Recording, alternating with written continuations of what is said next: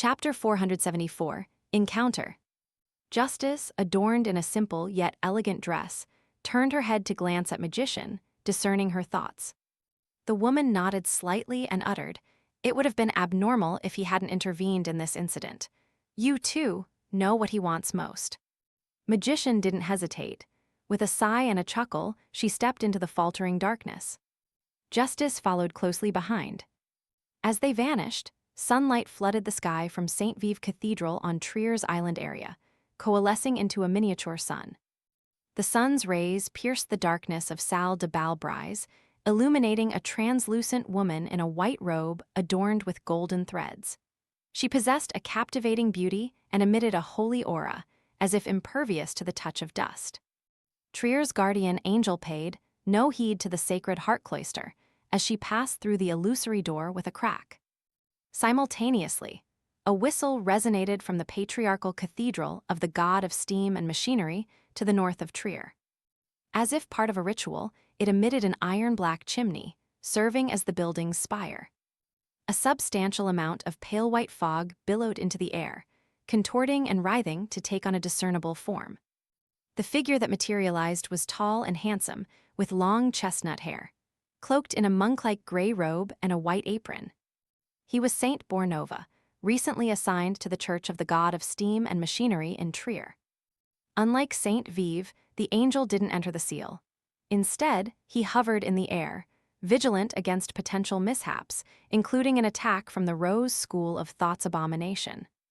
At that moment, a colossal hurricane erupted, enshrouding the golden sun above the sacred heart cloister in dark clouds, lightning, and torrential rain.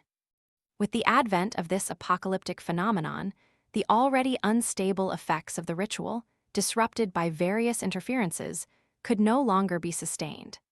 The figures in the paintings lingering on the ground and the illusory illusions of surrounding buildings became instantly recognizable as fake. This virtual reality-like scene seamlessly overlapped with the tangible market district once more. Just as the surface and the underground were on the brink of switching, a figure materialized abruptly in front of the mirror-like darkness of Salle de Bal Brise. This figure sported straight eyebrows and blue eyes, along with long chestnut hair cascading to the waist. Adorned in a white shirt with ribbons and flowers, a brown captain's coat with intricate patterns, beige pants, and dark brown leather boots, the ensemble exuded an eclectic charm.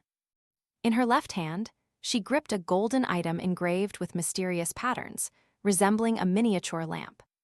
Silently, the wick extending from the lamp's mouth spontaneously ignited, emitting a viscous, aqueous golden light.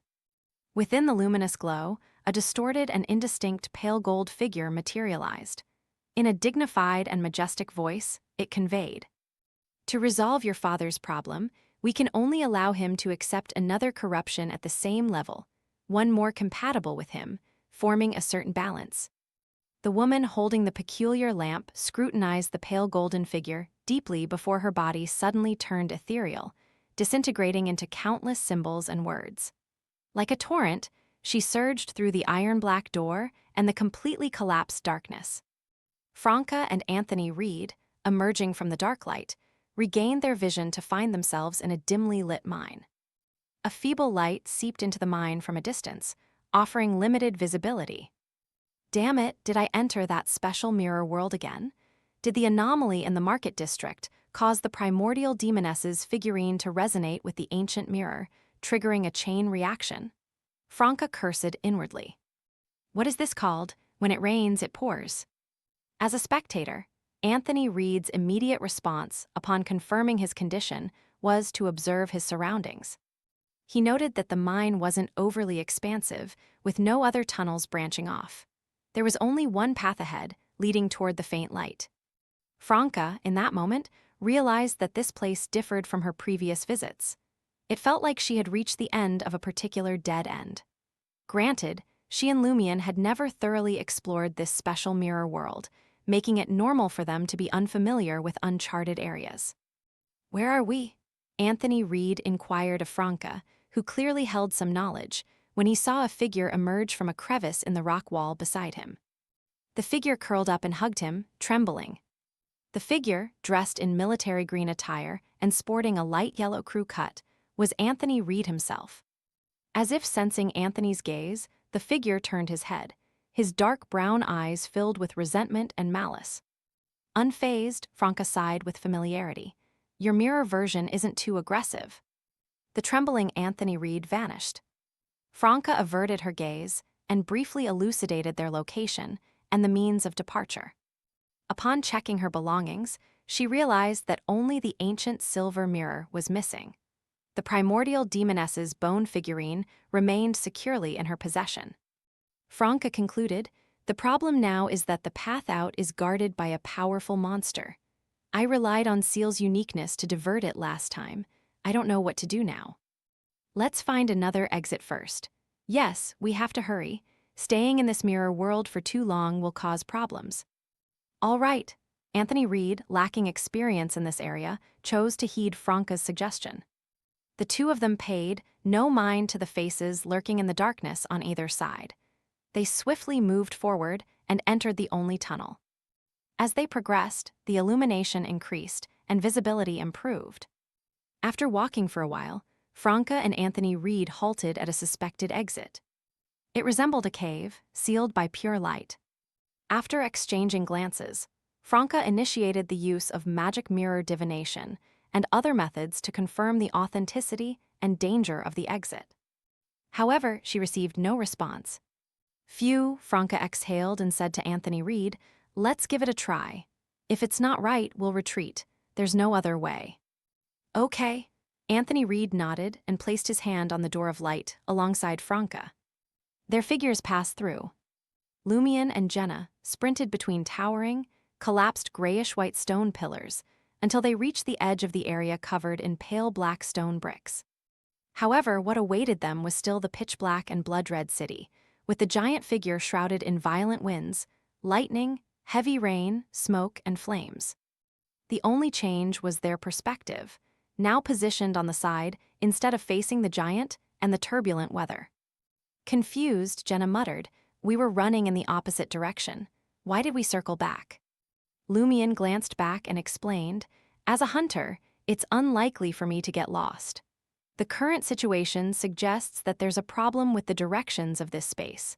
Perhaps, no matter where we run, we'll eventually return to this vicinity.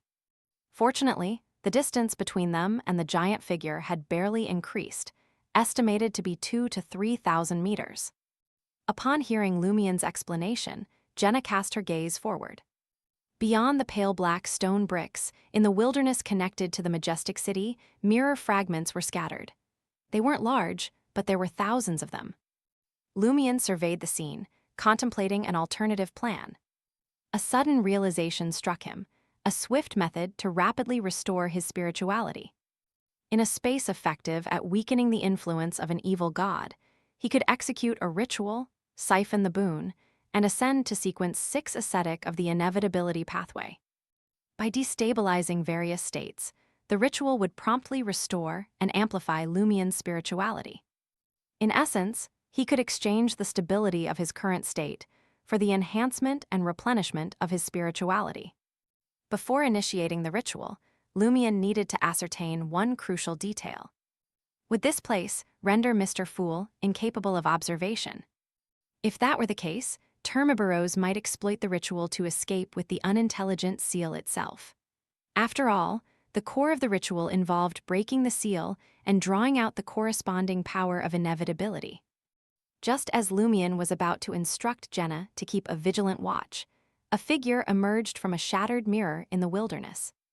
Their pupils dilated, and instinctively, Lumion and Jenna sought cover behind the grayish-white stone pillar and the partially collapsed rubble. The figure swiftly materialized, standing over 1.7 meters tall and clad in a black cloak. Lumion stole a quick glance in that direction before retracting his gaze. The figure seemed oddly familiar. Before long, a familiar voice rang out from the side. You're not slow either. This is Gardner Martin. He's involved too. Lumion didn't dare to peek out. Then, he recalled the identity of the cloaked figure. The Carbonari member he had encountered, the one followed by Franca. Shouldn't the Carbonari be causing chaos on the surface? Lumion wondered. At that moment, Jenna produced a mirror and gestured if Lumion needed assistance.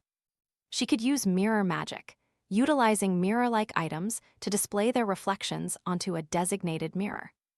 Numerous mirror fragments lay nearby at the edge of the wilderness. Lumion shook his head slowly and mouthed and gestured to Jenna, signaling her to wait a moment. He decided to act at a critical juncture. There was no need to take unnecessary risks at this point. At that moment, a mellow, deep voice responded to Gardner Martin. "Where's the president of your Iron and Blood Cross Order?" "Headed there, of course," Gardner Martin replied with a smile. "It's the stage for important figures, and we have our own mission." He paused a beat before continuing. "Why are you still wearing the cloak? Is it someone new beneath?" "You're still as cautious as ever," the deep voice sighed. Lumion and Jenna heard the rustling of clothes. Lumion immediately signaled Jenna with his eyes. Jenna took the hint and recited the incantation silently, her hand resting on the mirror. The aqueous light on the mirror's surface flickered, revealing a figure. The figure wore a cloak without the hood. His hair was thick and slightly curly, and his eyes were as sharp as an eagle's. His beard was neatly trimmed, and the bridge of his nose was slightly raised. Lumion recognized the person. Philip. The deceased General Philip,